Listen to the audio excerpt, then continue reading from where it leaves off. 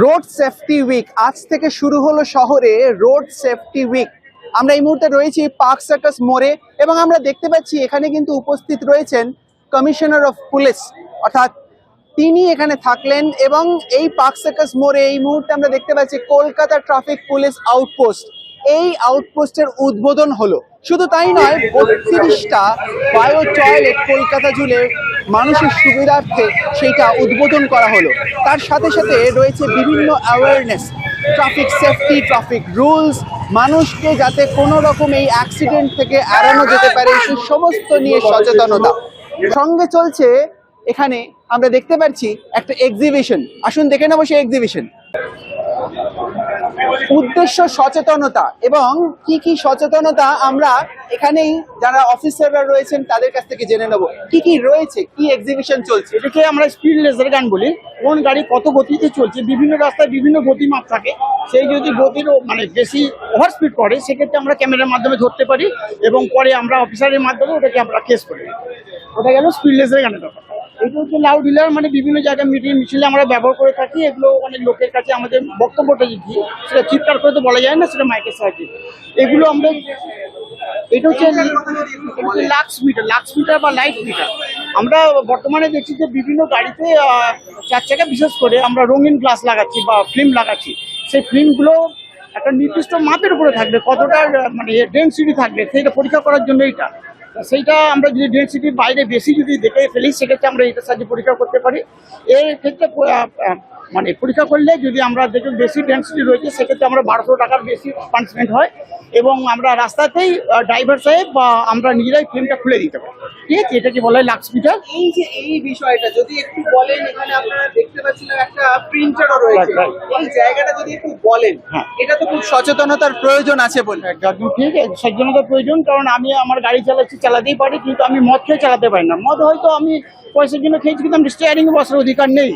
সেক্ষেত্রে আমরা যদি স্টিয়ারিংয়ে বসে মদ খেয়ে চালাই সেক্ষেত্রে আমরা তখন এই দাঁড়িয়ে সাহায্যে পরীক্ষা করি। যে কোনো ওষুধ খেলে সাধারণত দেখা যায় যে আমাদের শরীরের মধ্যে বা যে অ্যালকোহলের পরিমাণ সেটাও এত বেশি হলে 29 পর্যন্ত থাকে। যখনই 30 হয়ে যাবে বা তদূর্ধ্ব হয়ে যাবে তখন কিন্তু আমরা এখানে শক হয়ে যাই। সেই 30-এর উপরে গেলেই ব্যাস আমরা কেস করে থাকি। সেক্ষেত্রে আমরা প্রথমবারের জন্য আমরা 10,000 টাকা ফাইন করি এবং 6 মাসের জন্য জেল। দ্বিতীয়বারে 6 মাসের মধ্যে আবার যদি ওই ব্যক্তি আবার এই মদকে গাড়ি চালায় সেক্ষেত্রে আমরা এটাকে 10 থেকে ওটা আমরা 15,000 টাকা পর্যন্ত ফাইন হতে পারে এবং ওটা 6 মাস থেকে 2 বছরের জন্য জেল হতে পারে। অর্থাৎ উদ্দেশ্য কিন্তু মানুষকে সচেতনতা করা, উদ্দেশ্য মানুষ যাতে আইন না ভাঙে। আইনটা কিন্তু তৈরি হচ্ছে মানুষের ভালোর জন্য, আইনটা তৈরি হচ্ছে আপনাদের সুরক্ষার জন্য। আর সেই জন্যই কিন্তু এই সেফটি অ্যাওয়ারনেস উইক এবং এই সমস্ত আমরা যারা কর্মকাণ্ড যা যা দেখছি সমস্ত।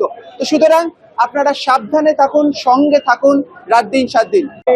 কিন্তু প্রতি বছরই পালন হয়, আগেও হবে। এবার নতুন নিউ ভিগার এবং নিউ এনথুজিয়াজম নিয়ে আমরা চাচ্ছি।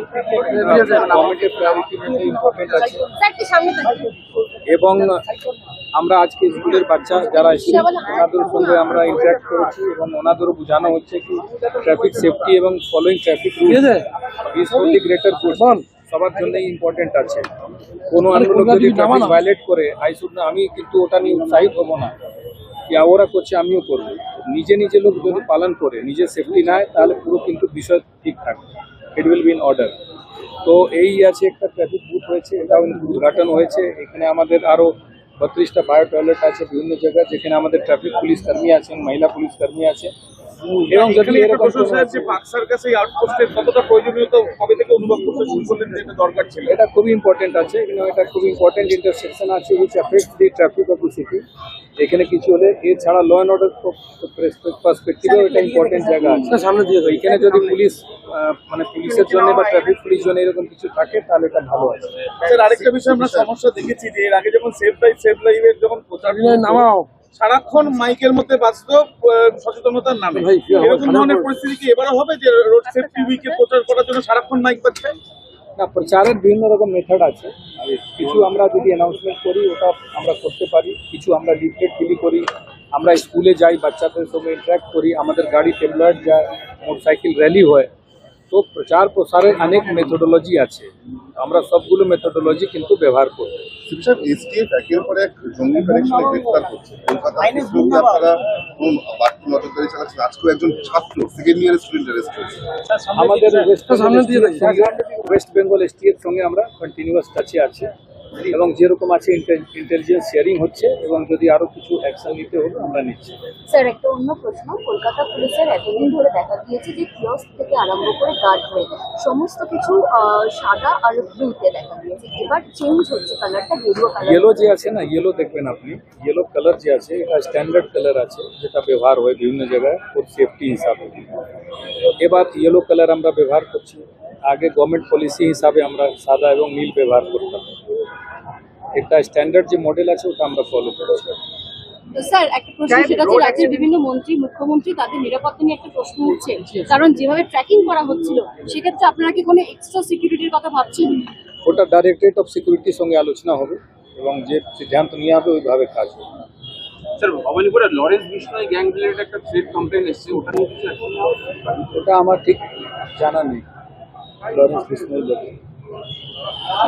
স্যার যে হামিং যে অ্যারেস্ট করেছে বেঙ্গল এসটিএফ করেছে, স্যার একটু ইস্যু করা হচ্ছে বললাম আমরা we are in touch with West Bengal STF and we are pursuing the leads.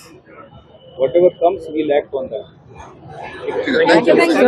Kolkata পুলিশের তরফ থেকে এই সমস্ত সচেতনতা এবং এই সমস্ত ক্যাম্প এবং সমস্ত অ্যাওয়ারনেস প্রোগ্রাম কিন্তু কিসের জন্য? মানুষের ভালোর জন্য, যাতে আপনারা সচেতন থাকতে পারেন, কোনো রকম অপ্রীতিকর ঘটনা, দুর্ঘটনা, অ্যাক্সিডেন্ট এড়াতে পারেন, নিয়ম ভাঙবেন না।